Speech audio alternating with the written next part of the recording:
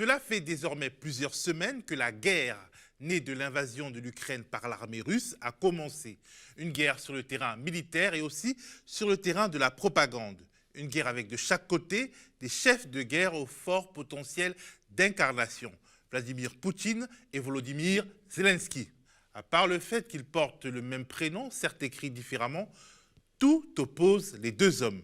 Vladimir Poutine est omniprésent sur la scène internationale depuis des décennies. Son adversaire, lui, a été propulsé dans le top 5 des célébrités politiques mondiales avec cette guerre. Qui est Volodymyr Zelensky? Ange ou démon? Sauveur ou marionnette? Mon confrère Fabien Lassalle-Dumez a regardé des centaines d'heures de vidéos et épluché des centaines de pages de documents divers pour pouvoir en brosser le portrait le plus honnête possible. Le président ukrainien, c'est d'abord aujourd'hui un phénomène médiatique, sinon mondial, du moins occidental. Jugez-en vous-même. Le Time Magazine le dépeint en héros ukrainien. Le Daily Express le compare à Churchill. La version italienne de Vanity Fair voit en lui le visage de la résistance.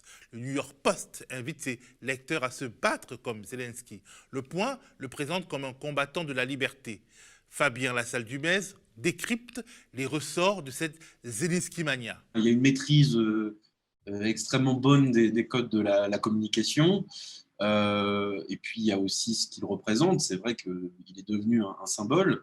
Alors, est-ce que c'est un combattant de la liberté comme valeur théorique abstraite? Je ne sais pas. Mais en tout cas, oui, c'est un combattant de la souveraineté de son pays. Et quoi qu'on puisse penser de lui, on peut être qu'admiratif devant son courage, devant son abnégation, devant son esprit de résistance. Il y a bien d'autres leaders, soi-disant leaders en tout cas, qui auraient pris le premier avion pour Berlin, Londres ou Varsovie avant même que le premier missile russe ait eu le temps d'atteindre le sol ukrainien. Et lui, il reste dans la capitale assiégée, il est courageux, il est avec ses compatriotes, les armes à la main. Joe Biden propose de l'exfiltrer, il dit qu'il a besoin de munitions, pas d'un taxi. Et tout ce courage, il est extrêmement bien mis en scène, hein, c'est un homme d'image, on l'a dit, que ce courage soit enfin, peu importe le niveau de courage qu'il a, c'est la mise en scène qui répond d'abord à la logique de la bataille des récits, de la confrontation des propagandes, et ça marche bien, ça marche vraiment bien. Alors d'abord, parce que oui, les codes de la communication sont beaucoup mieux maîtrisés par Zelensky. Donc on peut voir ces images où d'un côté, on a Zelensky qui est jeune, qui est dans les rues de Kiev, qui est avec sa population. Il est déterminé mais serein. Il y a la barbe de 3 jours, il est presque en treillis. Il est proche de la population. Et puis de l'autre côté, on a Poutine, donc un président qui cumule 20 ans au pouvoir, enfermé dans son palais, dans son bunker, on ne sait pas très bien, et qui se contente de donner des ordres à des subalternes en respectant une distanciation sociale qui semble en fait refléter la distanciation qu'il a avec les préoccupations de son propre peuple. Вы предлагаете начать переговорный процесс? Нет, я... Или признавать суверенитет их? А я Говорите прямо. Я поддержу предложение о признании... Поддержу или поддерживаю? Говорите прямо, Сергей. Поддерживаю предложение... Так и скажите, да или нет. Да. Поддерживаю предложение о вхождении Донецкой и Луганской народных республик в состав Российской Федерации. Да, мы об этом не говорим, мы этого не обсуждаем. Мы говорим о признании их независимости или нет. Да. Я поддерживаю предложение о признании независимости. Всім добрий вечір. Лідер фракції тут, голова Офісу президента тут, прем'єр-міністр Шмигаль тут, Подоляк тут, президент тут. Всі ми тут, наші військові тут, громадяни суспільства тут, всі ми тут. Захищаємо нашу незалежність, нашу державу. І так буде й далі. Слава нашим захисникам, слава нашим захисницям. Slava Ukraine. Donc là-dessus, c'est clairement Zelensky qui gagne. En plus, de base, la Russie, c'est la puissance agresseuse. Donc ça constitue évidemment un énorme handicap pour la communication de guerre. En envahissant l'Ukraine, simplement en envahissant l'Ukraine, Vladimir Poutine, il a fait voler en éclats des décennies d'efforts pour construire un soft power russe, une influence russe, une bonne image de la Russie dans le monde. Et en plus, la majorité des médias, on l'a vu dans les pays occidentaux, ils avaient ouvertement pris parti pour l'Ukraine avant même le début de l'invasion russe. Poutine et Zelensky, c'est aussi, jusqu'à la caricature, un choc entre le XXe et le XXIe siècle. On verrait bien Poutine en incarnation du méchant absolu dans un film d'espionnage du temps de la guerre froide, dans un James Bond par exemple. Échec. Quant à Zelensky, on n'a pas de mal à l'imaginer en acteur dans une série Netflix, en star de la télévision ou en influenceur sur Instagram. Ça tombe bien, c'est ce qu'il était avant de faire président. C'est ça qui est fascinant, c'est que Zelensky est devenu en quelques jours un chef de guerre, alors que rien du tout le prédestinait à ça. Bon, on sait tous, c'était un comique, un humoriste, un acteur, avec un très grand succès, pas seulement en Ukraine, mais dans des pays de l'ex-Union soviétique en général. Et il était surtout connu pour sa série télévisée Serviteur du peuple, où il incarnait un professeur d'histoire élu presque par hasard président du pays à la suite d'une vidéo qui a fait le buzz, où il dénonçait la corruption qui, à toutes les échelles, ravage la jeune République ukrainienne. Понятно, а выбирать-то не из двух пи***расов. Выбираем меньше. И так 25 лет подряд. И знаешь, что интересно? В этот раз ничего не поменяется. Знаешь почему? Потому что ты, мой батя, я, мы снова выберем пи***аса. Да потому что да, понятно. Конечно, он пи***ас, да ну лучше его, те-то хуже. Вась, да пойдем хряпнем, у меня заначка есть. Главное, приходят эти потом пи***асы к власти. Пи***ят и пи***ят, пи***ят, и пи***ят. Ударения разные, смысл один и тот же. И всем по***, понимаешь, тебе по***, мне по***, нам всем по***, не по***, на маленький, понимаешь, а здоровый такой, по***, пришел нам всем. А меня бы на одну неделю туда отправили. Если бы можно было, я бы устроил. Кортежи, на... J'ai regardé pour vous plusieurs épisodes de cette série qui est disponible sous-titrée sur le site d'Arte. C'est une série qui est assez drôle, un peu trop longue, je crois, mais qui est intéressante pour plusieurs raisons. D'abord parce qu'elle montre assez bien l'Ukraine, déjà pour ceux qui ne connaissent pas l'Ukraine, c'est un bon aperçu de la société ukrainienne, etc. Et surtout, ça montre la dimension centrale de la corruption en Ukraine, pas seulement dans le monde politique, mais aussi dans la vie quotidienne des Ukrainiens. И кто это? Семья нового президента. Жрать охота. А вот и наш кормилец. Здравия желаю, инспектор Панько. Что же это вы, уважаемый? Командир, а что такое? Я что-то нарушил? Нет. А тогда какая причина остановки? Так как же, там же знак, кирпич. Где? Там? О, командир, что-то я не заметил. Ну, я... И ничего страшного, что не заметили. Он же это... Экспериментальный он. А?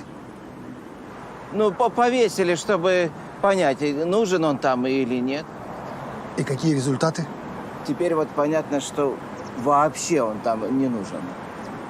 Bref, Zelensky est une star cathodique qui s'est servi de son statut pour se convertir en politique et finalement être élu. Comme dans un tout autre registre, Donald Trump. Donald Trump, le personnage de télé-réalité qui virait sans ménagement les candidats dans The Apprentice. You're fired. You're fired. You're fired. You're fired. You're fired. Et qui au final a recyclé sa formule magique en politique pour se poser en alternative aux démocrates. I was wondering what you would say to President Obama. You're fired.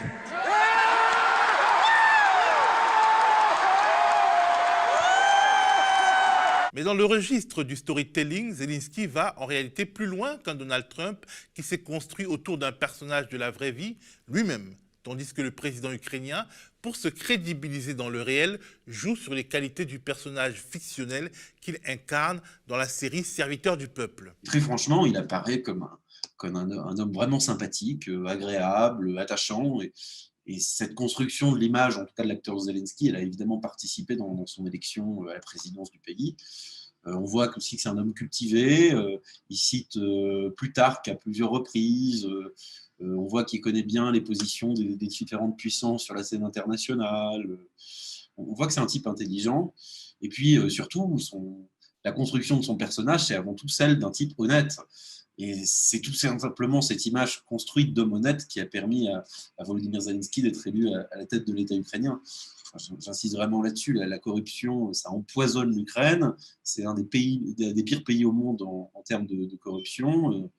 Donc, il y a un indice de corruption qui est établi par l'ONG Transparency International. Et l'Ukraine, elle se classe derrière la Sierra Leone, l'Algérie et le Salvador, ce qui n'est pas franchement glorieux. Donc, après 3 saisons au service du peuple, vous voyez Zelensky lutter contre la corruption, les Ukrainiens, ils se sont tout simplement dit que peut-être que son personnage en ferait autant dans la réalité, et ils l'ont élu à la tête du pays, ce qui était un scénario absolument inenvisageable au début. Les sondages le plaçaient vraiment, vraiment en bas, et Zelensky a gagné l'élection. Zelensky gagne les élections en se servant à fond de ses talents de comédien et d'homme de spectacle, et en étant en réalité très discret sur la réalité de son projet politique, si ce projet existe vraiment. Le message vidéo de Volodymyr Zelensky est passé. L'humoriste et star du petit écran en Ukraine, candidat au second tour de la présidentielle, invitait son adversaire, le président sortant Petro Poroshenko, à venir débattre dans le stade de Kiev, et il a accepté. Ce n'est pas conforme aux règles électorales, mais va pour le stade, je t'attends, a répondu Poroshenko dans un tweet. Jusqu'à présent, Volodymyr Zelensky est en tête des sondages. En campagne, il a préféré se produire sur scène avec sa troupe de stand-up et s'est exprimé davantage sur les réseaux sociaux qu'à la télévision et dans les journaux. Mais son programme reste flou. Il a été très timide à propos de ses opinions politiques jusqu'à présent, préférant que les électeurs lui expriment leurs désirs plutôt que de leur dire ce qu'ils pensent. Il a mené une vaste campagne anti-corruption, une campagne anti-Poroshenko. Il nous a dit à quoi il s'opposait, mais jusqu'à présent, il n'a pas dit aux électeurs ukrainiens ce qu'il défend. Dans ce contexte, les déceptions arrivent très vite. C'est après le scrutin que les Ukrainiens ouvrent le paquet cadeau. Dans Serviteur du peuple, il est question d'un pays où les oligarques, habitués à fabriquer les politiciens, s'étonnent tous ensemble du surgissement d'un objet politique non identifié, hors de contrôle, inattendu. Да, все-таки любит наш народ дешевый популизм. Михаил Семенович, вы молодец. А я тут ни при чем. Перестаньте. Мы же все понимаем, что это твой человек. Нет. Я был уверен, что Голобородько – это твой человек. Ясно. Если не твой, не мой, значит, это человек Рустема Ашотовича. Господа, клянусь, я не имею к Голобородько никакого отношения. А кто же тогда имеет? Вы хотите сказать, что страну возглавил человек, не подконтрольный никому из нас? Смешно. Кто-то из нас темнит. Может, он ставленник Запада? Или Кремля. Кривицкий. Я должен знать об этом Голобородько. Все. Разберемся. Sauf que, contrairement à son personnage, Zelensky est en réalité appuyé, mais très fortement appuyé, par un oligarque absolument sulfureux. C'est un type qui s'appelle Ilor Kolomoïski. C'est la deuxième fortune du pays. Il est propriétaire de sociétés dans le secteur du pétrole, du gaz, de l'acier, des minerais. Il détient plusieurs agences financières. Il a des clubs de foot, des compagnies aériennes et au moins une dizaine de chaînes de télé. Et historiquement, c'est quelqu'un qui a soutenu des personnalités politiques anti-russes. Il est vraiment anti-russe. Pourtant, il détient une partie de ses actifs en Russie. Il a soutenu l'Euromaïdan. Il a financé divers groupes paramilitaires anti-russes, et notamment, bien qu'il soit de confession juive, le bataillon néo-nazi Azov. Ah, le fameux bataillon Azov, mais nous en reparlerons plus tard. Pour l'instant, concentrons-nous sur l'oligarque de Zelensky, qui avait des comptes à régler avec le prédécesseur de l'actuel numéro 1 ukrainien, Petro Poroshenko. En fait, il a été nommé gouverneur d'un oblast. Donc, un oblast, c'est l'équivalent d'un département d'une région en Ukraine, à l'est de l'Ukraine. Mais il entretenait des relations exécrables avec le président Petro Poroshenko, qui pourtant était anti-russe comme lui. Et une fois passé au Euromaïdan, les services secrets ukrainiens l'ont accusé de meurtre, de diverses activités criminelles. On ne sait pas si c'est vrai ou si c'est faux. En tout cas, c'est une personnalité assez trouble, ça c'est certain. Il a été suspecté de sédition par le biais de ses groupes paramilitaires. On l'accusait de vouloir attaquer l'État ukrainien, peut-être de faire un coup d'État. Et finalement, la Private Bank, qui est la plus grosse banque du pays, qu'il possédait, a été nationalisée en 2016. Et donc, il a fini par quitter le pays peu après. Et Kolomoïski a probablement vu en Zelensky un moyen de revenir au pouvoir, ou en tout cas de revenir en Ukraine. C'était l'un de ses plus importants soutiens.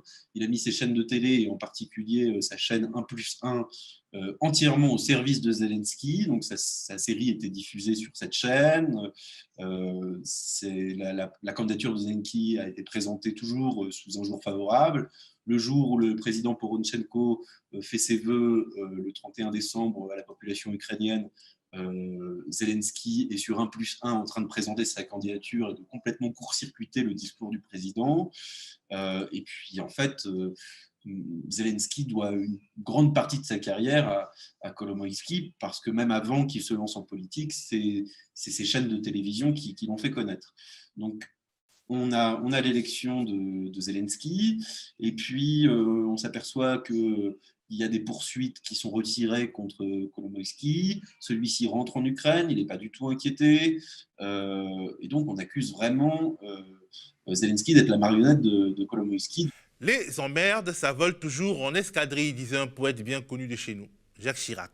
Volodymyr Zelensky est également éclaboussé par le scandale Pandora Papers. Il est révélé que la société de production de Volodymyr Zelensky et lui-même et ses associés avaient bel et bien recours à des compagnies offshore pour gérer les revenus de leur société de production. Toutefois, il n'y a pas vraiment de preuves de pratiques illégaux. C'est juste l'image de Zelensky, l'idée qu'il est quelqu'un de différent, pas comme les autres dans l'élite du pays, qui est mise à mal par ces révélations. Il y a aussi des détails sur les liens entre Volodymyr Zelensky et l'oligarque ukrainien Igor Kolomoïski, qui aurait payé jusqu'à 41 millions de dollars vers des sociétés offshore contrôlées par l'équipe Zelensky. Mais ça là pourrait être des paiements légitimes pour les productions audiovisuelles. On ne le sait pas. C'est la crise politique.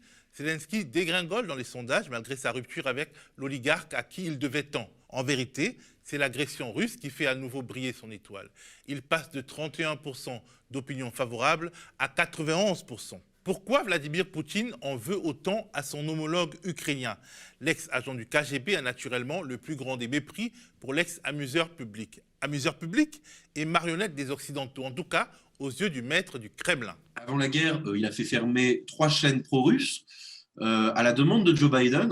C'est Joe Biden qui l'a appelé, qui lui a demandé de fermer ses chaînes. Il a accepté et ça a énormément braqué en fait, Vladimir Poutine, parce que ces chaînes appartenaient à un de ses plus proches amis. Et en fait, ça n'a eu aucune conséquence sur l'opinion publique en Ukraine, puisque de toute façon, les pro-russes étaient déjà pro-russes et sont restés. Les pro-souveraineté, pro-OTAN sont restés pro-souveraineté, pro-OTAN. Et voilà, mais ça a énormément braqué Poutine, et peut-être que ça a contribué aussi à l'exacerbation du conflit et in fine à l'invasion. Et ça montre aussi le fait que, oui, même si ce n'est pas le plus pro-OTAN de tous les politiques ukrainiens, il était pour un référendum avant la guerre sur l'appartenance à l'OTAN et pas sur l'imposition de l'OTAN à la population ukrainienne. Mais toujours est-il que même s'il refuse que son pays subisse les ingérences russes, il accepte de se plier sans condition aux États-Unis. Joe Biden lui demande de fermer 3 chaînes, il les ferme. Une analyse qu'on peut faire aussi de ce conflit, c'est celle que faisait Edgar Morin, c'est que le camp occidental, et en particulier les États-Unis, ont poussé à fond Zelensky pour qu'il ne cède rien face aux Russes, alors qu'il aurait pu avoir une solution diplomatique avant l'invasion. Zelensky l'a fait, et puis le jour où Poutine envahit l'Ukraine en violation absolue du droit international, etc., là, par contre, les Occidentaux sont plus vraiment là pour défendre l'Ukraine, et Zelensky se retrouve seul. Et je pense qu'il y a une énorme frustration chez Zelensky, oui, d'avoir un accompagnement que par des paroles de ceux qui vont pousser à la guerre. Mais aujourd'hui, Zelensky, la mesure publique, côtoie le tragique et risque la mort au quotidien. D'autant plus qu'en termes de politique intérieure, il n'a pas forcément la main. On l'a dit, il est arrivé au pouvoir en 2019, soit 5 ans après la révolution du Maïdan. Son armée n'est pas une armée républicaine comme nous la concevons. Oui, elle existe. Mais à côté, des groupes paramilitaires plutôt autonomes existent eux aussi. En 2014, avec l'Euromaïdan, des groupes nationalistes qui très souvent étaient liés au milieu hooligan dans le football se constituent en groupes paramilitaires. On a un certain appui des États-Unis notamment, et c'est ces groupes-là qui vont faire l'Euromaïdan, enfin pas eux seuls, mais en tout cas c'est eux qui vont être les plus violents et qui vont radicaliser le mouvement. Et c'est des groupes, oui, qui vont d'un nationalisme dur jusqu'au néonazisme. Mais ces groupes-là précèdent en fait Zelensky qui arrive seulement au pouvoir en 2019, et l'Euromaïdan c'était en 2014. Donc quand Zelensky arrive au pouvoir, factuellement ces milices-là ont déjà une énorme influence. Une question se pose forcément. Jusqu'où iront ces milices et jusqu'à quand seront-elles loyales à Volodymyr Zelensky dans un contexte où on n'a pas affaire à une chaîne de commandement classique, mais à plusieurs chefs de guerre dont certains ont des CV franchement sulfureux. Dans quelle mesure Zelensky, le civil, le communicant, pourra-t-il s'imposer face à ces groupes à qui les pays occidentaux envoient directement des armes désormais ? Et comme hier en Afghanistan, les pays dits occidentaux, ils ne se contentent pas d'armer d'honnêtes patriotes et autres résistants mus par la solidité de leurs convictions humanistes. L'OTAN, l'Union européenne, différents pays occidentaux se sont engagés à livrer des armes aux forces ukrainiennes. Ils n'ont pas précisé lesquelles, ils n'ont pas précisé quelles armes parfois. Mais oui, on a ce média biélorusse, Nexta, donc, qui est un média de l'opposition biélorusse, donc opposé à Poutine, opposé à Loukachenko, qui a révélé que l'OTAN avait livré des armes au bataillon Azov, notamment des lance-grenades, et qu'ils avaient même envoyé les formateurs pour qu'ils sachent bien les utiliser. Et donc il y a des photos, c'est quelque chose qui a été authentifié, et c'est extrêmement inquiétant parce que là, pour le coup, oui, on est vraiment face à des groupes ouvertement néo-nazis, à des groupes qui prônent la violence, à des groupes qui prônent le racisme, on accuse de torture, que l'ONU a accusé de torture, de viol, de diverses exactions. Et en même temps, on a des jeunes d'extrême droite, notamment en Europe, qui partent en Ukraine se former auprès d'eux. C'est plus un état de fait qu'une volonté de Zelensky lui-même. Ils ont du pouvoir et c'est impossible de le retirer, premièrement. Et puis deuxièmement, dans un contexte de guerre, Zelensky ne peut pas se payer le luxe de se priver de forces, de soldats, de gens qui vont combattre pour l'Ukraine.